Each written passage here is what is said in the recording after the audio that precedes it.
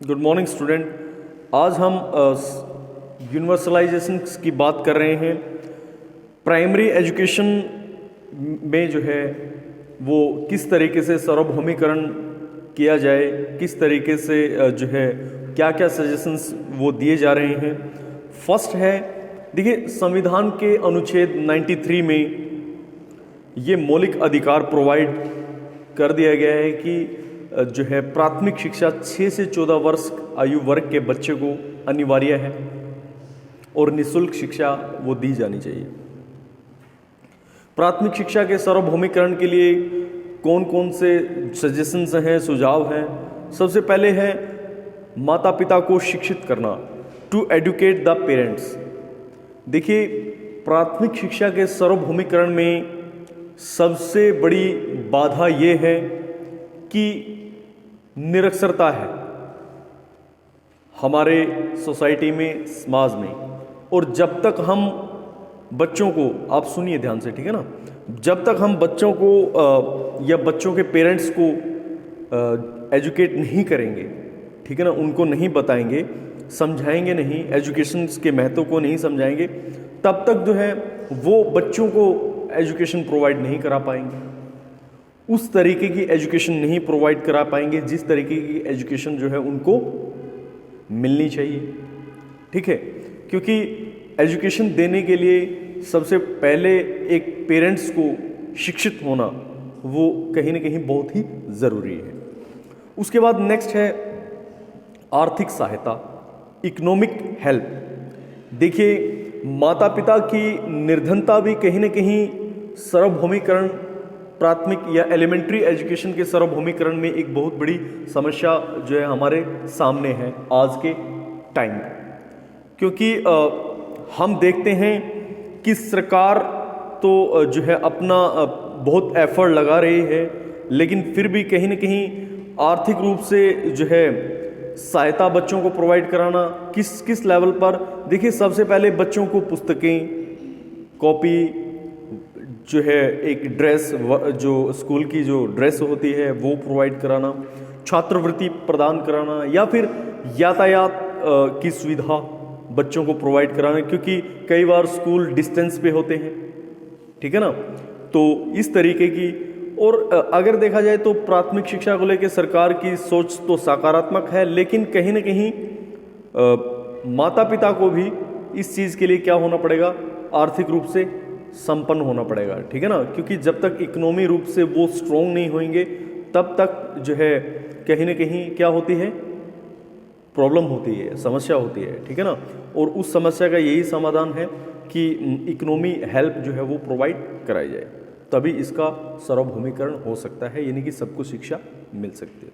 उसके बाद नेक्स्ट, जनसंख्या पर कंट्रोल और पॉपुलेशन।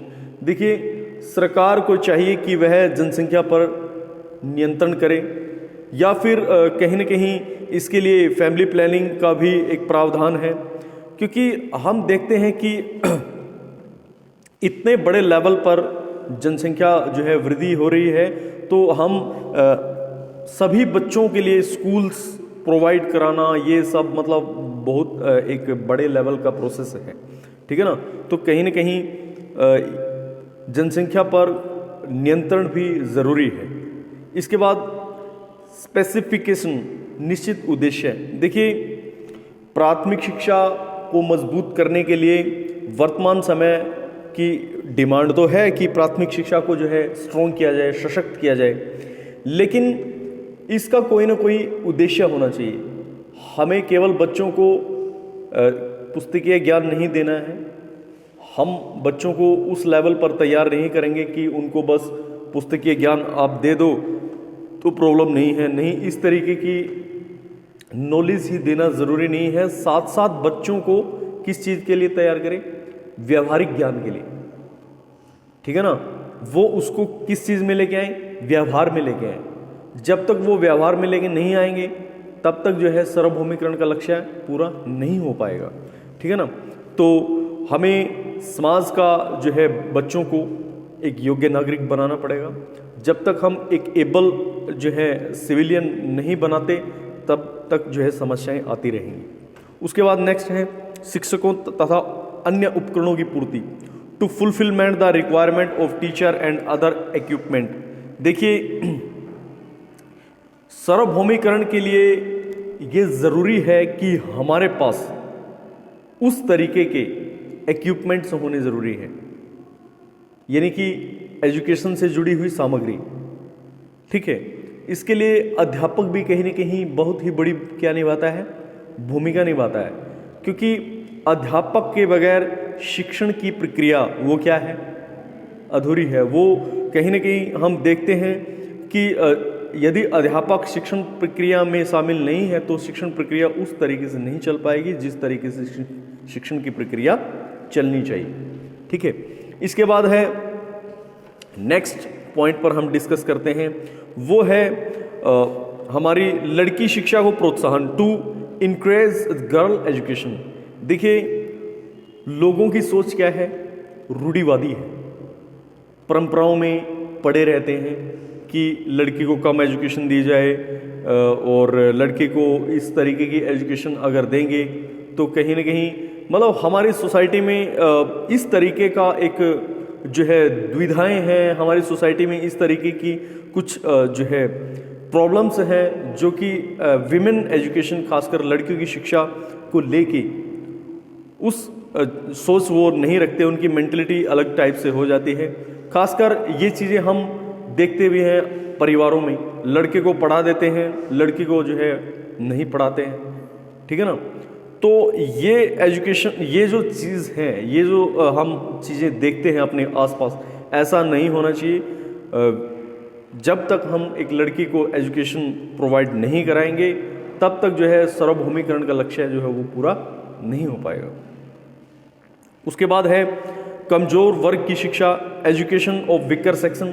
देखिए, वीकर सेक्शन जो आर्थिक रूप से कमजोर है उनके लिए भी हमें ये चाहिए कि उनको कुछ विशेष सहायता प्रोवाइड कराई जाए, तभी वो आगे बढ़ सकते हैं, आगे जा सकते हैं।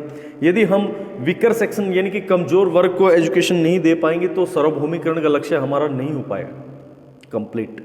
तो इसके लिए ये ज़रूरी है कि कमजोर वर्ग को भी हमें साथ लेके चलना होगा, हमें एजुकेशन प्रोवाइड करानी पड़ेगी, तभी हम अपने लक्ष्य तक क्या है पहुंच सकते हैं। उसके बाद है नेक्स्ट, गैर सरकारी संस्थाओं को प्रोत्साहित करना।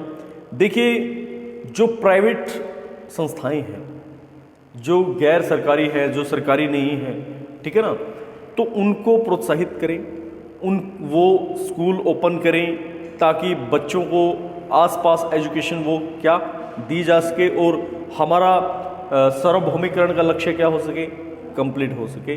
क्योंकि जब तक हम बच्चों को उस तरीके का वो प्रोवाइड नहीं कराएंगे, वो माहौल नहीं देंगे, तब तक जो है वो हम उस तरीके की एजुकेशन बच्चों को नहीं दे पाएंगे। ठीक है, उसके बाद है नेक्स्ट है प्रशासनिक सुधार, एडमिनिस्ट्रेटिव रिफॉर्म्स की हम बात करेंगे। अगर देखा जाए तो प्राथमिक शिक्षा में जो है सार्वभौमिकरण, अगर ये कहें कि इसमें एडमिनिस्ट्रेटर पार्ट भी उतनी भूमिका निभाता है, प्रशासनिक, ठीक है ना, गतिविधियां का बने रहना बहुत ज़रूरी है, क्योंकि एडमिनिस्ट्रेटर हमें जो है पेपर वर्क के लिए चाहिए। ठीक है, क्योंकि जब तक हमारे पास किसी चीज़ की मान्यता ही नहीं है, ऑथेंटिसिटी नहीं है, तब तक हम उस चीज़ को उस लेवल पर नहीं लेके जा सकते। तो हमें कम से कम प्रशासनिक सुधार करना होगा। यदि हम प्रशासनिक सुधार नहीं करते तो तब भी हम एक नियम नहीं बना पाएंगे, एक नियम का निर्माण नहीं कर पाएंगे। और इस चीज़ के लिए आवश्यक है कि हमें आज के मॉडर्न टाइम में, आज के प्रेजेंट टाइम में यदि हम अपनी प्रशासनिक गतिविधियों में सुधार नहीं करते हैं तो हमारा सार्वभौमिकरण का लक्ष्य भी क्या रह जाता है, अधूरा रह जाता है, प्राथमिक शिक्षा का। तो हमें इस पर काम करने की क्या है, आवश्यकता है। यदि हम अपनी प्रशासनिक गतिविधियों में सुधार करते हैं तो ही हम सार्वभौमिकरण के लक्ष्य को क्या कर सकते हैं, पूरा कर सकते हैं। तो इस तरीके से हमारा ये टॉपिक यहीं पे फिनिश होता है। आज के लिए इतना ही, बाकी हम कल डिस्कस करते हैं। थैंक यू, धन्यवाद।